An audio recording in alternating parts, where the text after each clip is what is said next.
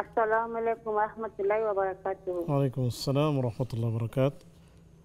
স্বাগতম প্রিয় বোন, প্রশ্নটি করুন। হুজুর, আমার দুইটা প্রশ্ন।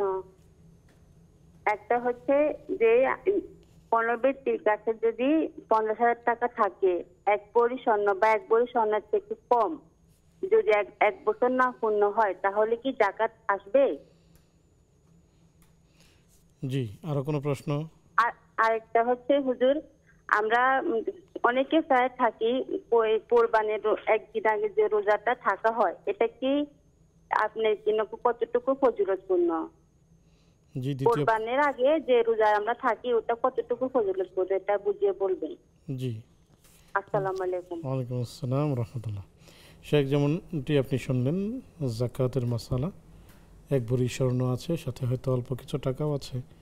এখন সেগুলো যদি এক বছর পূর্ণ না হয়, সেই ক্ষেত্রে জাকাত হবে কিনা? স্বর্ণের ক্ষেত্রে জাকাতের নিসাব মূলত 7.5 ভরি, 7.5 ভরি বা 85 গ্রাম আমাদের গ্রাম হিসেবে। তো এক ভরিতে জাকাত ফরজ না মূলত। আর উনি বললেন সম্ভবত 50,000 টাকা, এর সাথে এক ভরি স্বর্ণ 50,000 টাকা, এটার উপর মূলত জাকাতই ফরজ না। তবে একটা নিয়ম আছে, যদি কেউ জাকাত দিতে চায়, নিসাব পরিমাণ হয়নি কিন্তু জাকাত দিতে চাচ্ছেন, তাহলে তিনি দিতে পারবেন, অল্প কিছু সেখান থেকে দান করলেন, সমস্যা নেই। তবে এত কম সম্পদে জাকাত ফরজ হয় না। আর সময়ের আগে জাকাত দেওয়া যায়, সময় এক বছর না হওয়ার আগেও জাকাত দেয়া যাবে, জাকাত ফরজ জায়েজ আছে। কিন্তু জাকাত এটা তার জন্য ফরজ না, এটা তার জন্য সাধারণ দান হবে এবং তিনি সব পাবেন অবশ্যই। কোরবানির সময় যে কোরবানির আগে রোজা রাখতে হয়, জি, সেগুলোর আসলে বিধান কি জানতে চেয়েছেন? কোরবানির আগের, কোরবানি তো জিলহজ মাসের 10 মূল 10 তারিখ, এরপরে আইয়ামে তাশরিকের দিনগুলো। তো 10 তারিখের আগে 9 তারিখ পর্যন্ত সিয়াম রাখা যায়। জিলহজ মাসের 1 থেকে 9 তারিখ পর্যন্ত টানা 9 দিনও সিয়াম রাখা যায়। ইমাম নববী রাহিমাহুল্লাহ তিনি হাদিস নিয়ে এসেছেন। এবং আল্লাহ তাআলা পবিত্র কোরআনে বলছেন, অল ফাজরি ওয়া লায়ালিন আশর ওয়াশ শাফিঈ ওয়াল ওয়াতরি, 10 রাতের কসম। এটা জমহুর উলামাগণ ব্যাখ্যা করছেন 10 রাত দ্বারা উদ্দেশ্য জিলহজ মাসের প্রথম 1 থেকে 10 তারিখ।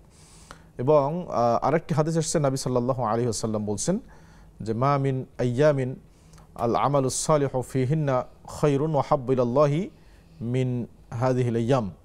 অর্থাৎ জিলহজের 10 দিনের যে আমলগুলো, এই আমলের চেয়ে অন্যান্য দিনের কোনো আমল আল্লাহর নিকট বেশি প্রিয় নয়।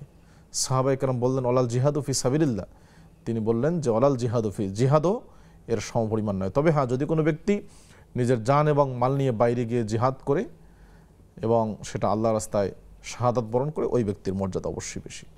তো যদি কেউ চান 1 থেকে 9 তারিখ পর্যন্ত ধারাবাহিক সিয়াম রাখতে পারবেন। আর যদি কেউ কমপক্ষে একদিন রোজা রাখতে চান, সে সুযোগও আছে, সেটা হলো আরাফার সিয়াম।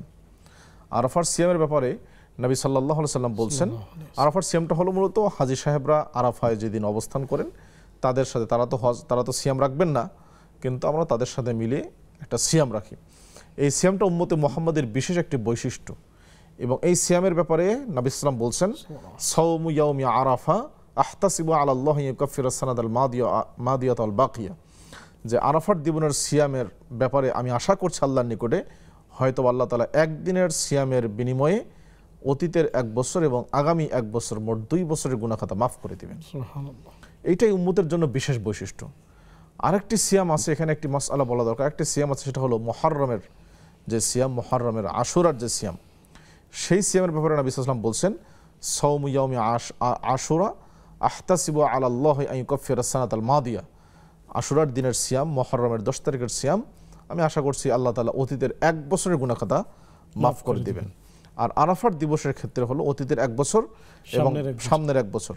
এটার পার্থক্য ওলামাগণ বলছেন এই কারণে যে মুহররমের সিয়ামটা মৌলিকভাবে আমাদের সিয়াম না, এটা মূলত ছিল বনু ইসরাইলের সিয়াম, সেখান থেকে আমরা এটা গ্রহণ করছি। আর আরাফার সিয়াম এটা শুধুমাত্র উম্মতে মুহাম্মাদের সিয়াম। সুবহানাল্লাহ। আল্লাহ তাআলা উম্মতে মুহাম্মাদীকে বিশেষ বৈশিষ্ট্যমণ্ডিত করার জন্য এই একদিনের সিয়ামের বিনিময়ে 2 বছরের গুনাহ খাতা মাফ করার ঘোষণা দিয়েছেন। আর ওই আগের জাতির সিয়ামটা যেটা আমরা রাখছি, সেটার জন্য আল্লাহ তাআলা 1 বছরের সিয়াম গুনাহ খাতা মাফ করার জন্য ঘোষণা দিয়েছেন। সুবহানাল্লাহ। শুকরান।